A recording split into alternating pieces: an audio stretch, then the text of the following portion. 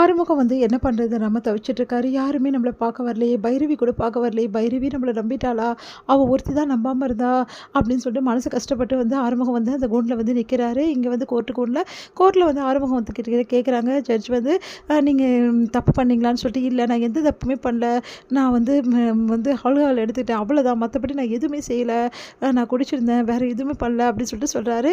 அங்கே வந்து வந்து வள்ளி வராங்க. வள்ளிக்கிட்ட கேட்குறாங்க, என்னாச்சுமா அப்படின்னு சொல்லிட்டு. அதுக்கு வந்து இவர் என்னை தப்பாக நடந்துக்கிட்டாரு என்கிட்ட அப்படின்னு சொல்லிட்டு வெளியெல்லாம் முன்னாடி சொல்கிறாங்க.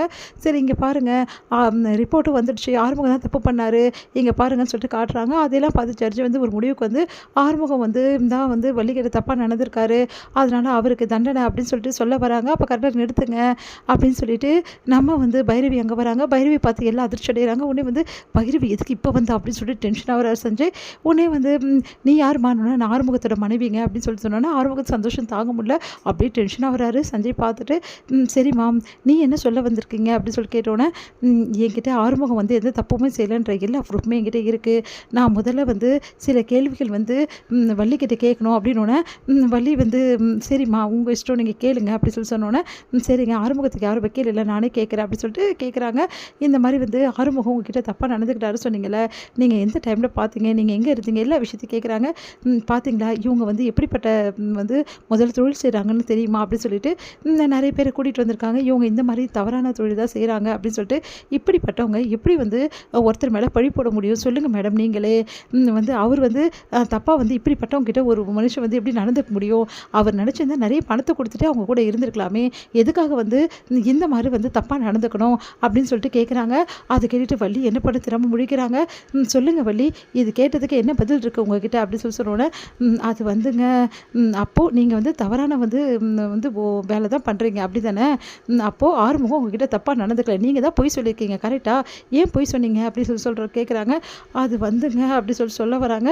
உண்மையை சொல்ல போறியே இப்போ இல்லைங்களா, இல்லைன்னா இப்போ போலீஸ்கிட்ட நாங்கள் வந்து எப்படி உண்மையை வாங்கணுமோ அப்படி வாங்கிடுவாங்க அப்படின்னு சொல்லிட்டு சொன்னோன்னே, இல்லை இல்லை மேடம் நான் உண்மையை சொல்லிடுறேன், எல்லாத்துக்கும் காரணம் இந்த சஞ்சய் சார் தான், இவர் தான் என்கிட்ட வந்து ஆறுமுகத்தை பற்றி தப்பாக சொல்லணும், அப்படி இல்லைன்னா உன்னை வந்து உள்ள தள்ளிடுவேன்னு சொன்னார், அதனால தான் நான் பயந்துட்டு இந்த மாதிரி சொல்லிட்டேன், தயவு செய்து என்னை மன்னிச்சிடுங்க ஆறுமுகம் அண்ணா, நீங்களும் என்னை மன்னிச்சிடுங்க அப்படி சொல்லிட்டு கை எடுத்து கும்பிட்றாங்க.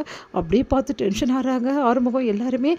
பார்த்தீங்களா மேடம் இதுக்கெல்லாம் காரணம் சஞ்சய் தான், ஆனால் சஞ்சய் இப்படி பண்ணுவான் நான் நினச்சி கூட பார்க்கல அப்படின்னு சொல்லிட்டு சஞ்சய் பார்த்து பைரவி வந்து முறைக்கிறாங்க. உடனே சஞ்சயை பார்த்துட்டு கோர்ட்டில் வந்து ஜட்ஜ் வந்து நீங்கள்லாம் ஒரு வந்து போலீஸா, இந்த மாதிரி ஒரு போலீஸ் யாருக்குமே இருக்கக்கூட, மக்களுக்கு சேவை செய்ய தான் போலீஸ் தொழிலுக்கு வந்திருக்கீங்க, ஆனால் மக்களுக்கு இப்படி வந்து ஒரு மோசமான ஒரு விஷயத்தை செஞ்சுருக்கீங்க, ஒருத்தரை வந்து மிரட்டி வந்து உங்களோட வந்து பகைக்காக இந்த மாதிரி பயன்படுத்தியிருக்கீங்க, உங்களை நான் சஸ்பெண்ட் பண்ணுறேன் அப்படின்றாங்க. அதை கேட்டு வந்து சஞ்சய் செம்மையாக அதிர்ச்சி அடைகிறாரு. இங்கே வந்து வள்ளி வந்து என்னை மன்னிச்சிடுங்க ஐயா அப்படின்னு சொல்லிட்டு மன்னிப்பு கேட்குறாங்க. சரி இங்கே பாருமா, இந்த மாதிரி போய் வந்து பேசி இந்த மாதிரி ஒருத்தர் மேலே இந்த மாதிரி பழி போட்டதால் ஒன்றெல்லாம் என்ன படம் தெரில, இவங்களை கஸ்டடியில் போடுங்க அப்படி சொல்லிடுறாங்க. வள்ளியை வந்து அரெஸ்ட் பண்ணி கஸ்டடியில் போட்டுடுறாங்க. இங்கே வந்து ஆறுமுகத்தை ரிலீஸ் பண்ணிடுறாங்க. பைரவி வந்து அப்படியே வந்து பார்க்குறாங்க ஆறுமுகத்தை. பைரவி அப்படின்னு சொல்லிட்டு ஓடி வந்து அப்படியே கையை பிடிக்கிற, தேங்க்ஸ் பைரவி, நீ ஒருத்தி தான் பைரவி, என்னை நம்பினேன், யாருமே என்னை நம்பலை, தேங்க்ஸ் பைரவி, ரொம்ப தேங்க்யூ பைரவி, நன்றி பைரவி அப்படி சொல்லிட்டு கையை பிடிச்சி அழகாரு. ஆறுமுகம் நீ எந்த தப்பும் செய்யலைன்னு எனக்கு நல்லாவே தெரியும், ஏதோ ஒரு விஷயத்தில் நீ லாக்காக இருக்க, அது என்ன விஷயம்னு எனக்கு தெரியல, ஆனால் உனக்கு இதெல்லாம் பண்ணது சஞ்சய்னு நினைக்கும் போது எனக்கு ரொம்ப அசிங்கமாக இருக்குது, அவங்க கூட இவ்வளோ நாள் நான் பழக நினச்சி ரொம்ப கேவலமாக இருக்குது எனக்கு அப்படி சொல்லிட்டு பார்க்குறாங்க. சஞ்சய் பார்த்து முறைக்கிறாங்க. அப்படியே சஞ்சய் என்ன பண்ண திறமை முடிக்கிறாரு. ஆறுமுகம் எவ்வளவோ சொன்னேன் இந்த சஞ்சய் பற்றி, ஆனால் நான் நம்பலை, ஆனால் இன்றைக்கி எனக்கு நல்லாவே தெரிஞ்சிச்சு சஞ்சய் எப்படிப்பட்டவன்னு சொல்லிட்டு, நான் வந்து நான் தான் உங்ககிட்ட மன்னிப்பு கேட்கணும் அப்படின்னு. பரவாயில்ல பைரவி அப்படின்றாங்க. சரி சரிங்க அம்மா கிட்ட போய் சொன்னால் ரொம்ப சந்தோஷப்படுவாங்க, அத்தைக்கிட்ட வாங்க போகலாம் அப்படின்னு சொல்லிட்டு கையை பிடிச்சி கூட்டிகிட்டு போகிறாங்க. இதெல்லாம் பார்த்து சஞ்சய்க்கு அப்படியே செம கடுப்பாக இருக்குது. அப்படியே பார்த்து டென்ஷன் ஆகிறாரு. இங்கே வந்து மகா வந்திருக்காங்க. மகா வந்துச்சே இவன் உள்ளே போவான்னு பார்த்தா வெளியே வந்துட்டானே, இந்த பைரவி எங்கேருந்து தான் இதெல்லாம் வந்து எடுத்துகிட்டு வந்து எல்லாத்தையும் கொடுத்து ஆதாரத்தெல்லாம் வந்து அவனை வெளியே வந்து எடுத்துகிட்டு வந்தாலே தெரியலையே அப்படின்னு சொல்லிட்டு செம்ம டென்ஷன் ஆகிறாங்க மகா. அப்படியே பார்த்து